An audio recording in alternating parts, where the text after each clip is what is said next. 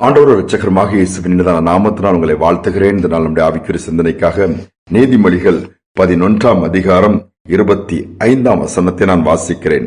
உதார குணமுள்ள ஆத்துமா செழிக்கும். எவன் தண்ணீர் பாய்ச்சுகிறானோ அவனுக்கு தண்ணீர் பாய்ச்சப்படும். எவன் தண்ணீர் பாய்ச்சுகிறானோ அல்லது எவன் உதார குணமாய் அல்லது உற்சாகமாய் உதவி செய்கிறான் அவனுக்கு உதவி செய்யப்படும், அவனுக்கு பிரதிபலன் கொடுக்கப்படும் என்று சொல்லி இந்த வார்த்தை அழகாக சொல்லப்பட்டிருக்கிறது. விதைக்கிறதை தான் நாம் அறுக்க முடியும். இன்னைக்கு நன்மை செய்யும்படியாக ஆண்டவர் நம்மிடத்தில் எதிர்பார்க்கிறார். இயேசு பூமியில் இருந்த நாட்கள்ல நன்மை செய்கிறவராகவே சுற்றி திரிந்தாராம். வியாதியஸ்தரை பார்க்கும் பொழுது மனம் உருகினார். அப்படியே வியாதியை பார்த்து கவலைப்படாதப்பா, பொறுத்துக்கோ, கொஞ்ச நாள் இருக்கும், என்ன பண்றதுன்னு சொல்லிவிட்டு போகவில்லை. ஏதோ அனுதாபப்பட்டு போகவில்லை. மாறாக அந்த வியாதியை சுகமாக்கினார். அழுது கண்ணீரோடு வருகிற பிள்ளைடைய கண்ணீரை துடைத்தார். நாயன் என்கிற ஊரிலிருந்து ஒரு விதவை, ஒரே ஒரு மகன் மரித்து போகிறான். அவனை கொண்டு வரும்பொழுது இயேசு அந்த வழியாக போகிறார். அந்த தாயுடைய கண்ணீரை பார்த்து அந்த மகனை உயிரோடு எழுப்பி கொடுக்கிறார். சூழ்நிலை மாற்றுகிறார். எல்லா விதத்திலும் அந்த அளவு உதவி செய்கிறார். உதவி செய்கிற தேவன் இன்னைக்கு நம்மோடு கூட இருக்கிறார். நாமும் உதவி செய்ய வேண்டும் என்று எதிர்பார்க்கிறார். என்றால் நாம் உதவி செய்யும் பொழுது, நாம் கொடுக்கும் பொழுது, நாம் மற்றவர்களுக்கு ஆறுதலா இருக்கும் பொழுது, பலனாக இருக்கும் பொழுது, தைரியம் கொடுக்கும் நமக்கும் அதே விதத்திலே திரும்ப கொடுக்கப்படும். அதை பெற்றுக் கொள்ள முடியும். ஆப்பிரிக்க காடுகள்ல ஊழியம் செய்யும்படியா டேவிட் லிவிங்ஸ்டன் மிஷனரி போய் அநேக இடங்கள்ல ஊழியத்தை செய்தார். அங்கு உஷ்ணம் அதிகமாய் நிறைந்த நாட்கள்ல அவர் போகும்போது சரீரம் பாதிக்கப்பட்டது. வயிற்றில் எல்லாம் புண்கள் வர ஆரம்பித்தது.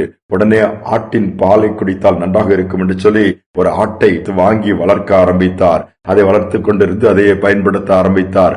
அப்பொழுது அந்த வீட்டுக்கு வந்த குறிப்பிட்ட ஒரு காட்டுவாசி இனத்தின் தலைவன் அங்க வந்து பார்க்கிறான். அவரோடு பேசிக் கொண்டிருக்கும் பொழுது, இந்த ஆட்டை விரும்பினான், எனக்கு இந்த ஆட்டுக்கு தந்துட்டா நல்லா இருக்கும், இந்த ஆடு எனக்கு கொடுத்துருங்கும் போது டேவிட் லிவிங்ஸ்டன் அதை பெரிதாக எடுத்துக்கொள்ளவோ, தாராளமாக நீங்க எடுத்துக்கொள்ளலாமே, உங்களுக்கு இல்லாத கையில ஆட்டுக்கு பிடித்துக் கொண்டு போய் சொல்லிவிட்டார். பாருங்கள், தன்னலம் கருதாமல் தனக்கு பயன்படும் என்று தானே அந்த ஆட்டை வளர்த்தேன், அது போயிட்டா என்ன பண்ணது, வயிற்று புண்ணு எப்படி ஆறும் என்று சொல்லி கவலைப்படவே இல்லை. தாராளமாக கேட்கும் பொழுது கொடுத்து விட்டாராம். அவன் பாதை வாங்கி கொண்டு தன் கையில் இருந்த ஒரு ஈட்டியை கொடுத்து, இதை நீங்கள் வைத்துக் கொள்ளுங்கள் போய்விட்டான். அவருக்கு ஒன்று புரியவில்லை. சரின்ட்டு அதை வாங்கி அவர்கள் தங்கின இடத்துல வைத்து விட்டார். ஒரு ஓரத்துல ஒரு நாள் ஆனது. அவர் அதை எடுத்துக்கொண்டு அப்படியே போறார். காட்டு வழியே ஒரு பகுதியாக போகும்போது குறிப்பிட்ட அந்த ஜனங்கள் இவரை பார்த்து எல்லாரும் வணங்குகிறார்கள். இவருக்கு அநேக பொருட்களை கொடுக்கிறார்கள், ஆடுகளை கொடுக்கிறார்கள். ஆச்சரியப்பட என்னண்டே புரியல, என்ன எதுக்கு இதெல்லாம் கொடுக்குறீங்க, இவ்வளவு ரெஸ்பெக்ட் கொடுக்குறீங்கன்னு சொன்னா, இந்த ஈட்டி எங்களுடைய எஜமானுடைய ஈட்டி, எங்களுடைய இன தலைவனுடைய ஈட்டி, அது உங்க கையில இருக்குன்னா அந்த ஈட்டிக்கு தான் மரியாதை, இதற்கு தான் கனம். அதனால் உங்கள் கையில் கொடுக்கும் பொழுது நீங்கள் எங்கள் தலைவனாகவே எங்களுக்கு காணப்படுகிறேன்னு சொல்லி அவ்வளவு பொருட்களை கிஃப்டா கொடுத்தாங்களாம். பாருங்க, ஒரு ஆடை கொடுத்தார், ஆனா அதுக்கு பதிலாக எவ்வளவோ காரியங்கள், நன்மைகள் அவருக்கு கிடைத்தனன்னு சொல்லப்பட்டிருக்கிறது. யோசித்து பாருங்கள். நாம் ஆனால் விதைக்காமல் அறுக்க நினைக்கிறோமே, கொடுக்காமல் நாம் வாங்க நினைக்கிறோமே, நன்மை செய்யாமல் நமக்கு யாராவது நன்மை செய்ய வேண்டும் என்று எதிர்பார்க்கிறோமே, எப்படி முடியும்?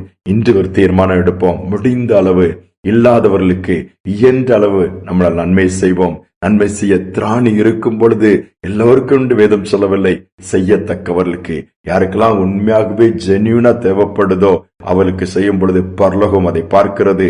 பரலோகத்தின் தேவன் அதை பார்க்கிறார், தக்க பலனை கொடுப்பார். ஜெபிப்போம். அன்பின் தகப்பனே, இந்த நாளை, இந்த புதிய நாளின் காலை நேரத்திற்காக நன்றியோடு துதிக்கிறோம். உடைய சமூகத்துல தாழ்த்தி வந்திருக்கிறோம்ப்பா. நன்மை செய்கிறவர் பூமியில் ஒருவருமே இல்லை என்றாலும் நீங்க நன்மை செய்து கற்றுக் கொடுத்திருக்கிறீங்க. எங்களிடத்திலும் அப்பா நன்மை செய்யும்படியா நீங்க ஏவுகிறீங்க. இந்த நாளிலும் கூட என்ற அளவு அப்பா, அந்த பூமியில எதுவுமே நிலையானது கிடையாது, நிரந்தரம் கிடையாதப்பா. இந்த நிச்சயமற்ற நிரந்தரமற்ற நாட்களில் நாங்கள் அநேகருக்கு உதவி செய்யத்தக்கதாய், அநேகருக்கு நன்மை செய்யத்தக்கதாய், உத்தார குணத்தோடு கொடுக்கத்தக்கதாய் உதவி செய்வீராக. தேவன் தண்ணீர் பாய்ச்சுகிறானோ அவனுக்கு தண்ணீர் பாய்ச்சப்படும் சொன்னது போல அப்படிப்பட்ட கிருபைகளை ஒவ்வொருவருக்கும் கொடுங்க. எங்களுடைய இருதயம் முழுவதும் உம்மை போல உம்முடைய சிந்தையுடையதா இன்னும் உதவி செய்கிறதா இருக்க நீர் அனுக்கிரகம் பண்ணுங்க. தேவையோடு இருக்க பிள்ளைகள் தேவைகளை சந்திங்க, வாஞ்சிகள் அருள் செய்யப்படட்டும். துதிகனமை ஏற்றுக்கொள்ளும் இயேசு நாமத்தில் வேண்டிக் கொள்கிற நல்ல பிதாவே, ஆமேன், ஆமேன். உதார குணத்தோடு கூட உதவி செய்வோம், கொடுப்போம், நாமும் திரும்ப பெற்றுக் கொள்ளுவோம். இந்த சிந்தனையோடு இந்த நாளை தொடர்வோம். மீண்டுமாய் நாளை தினம் சந்திப்போம்.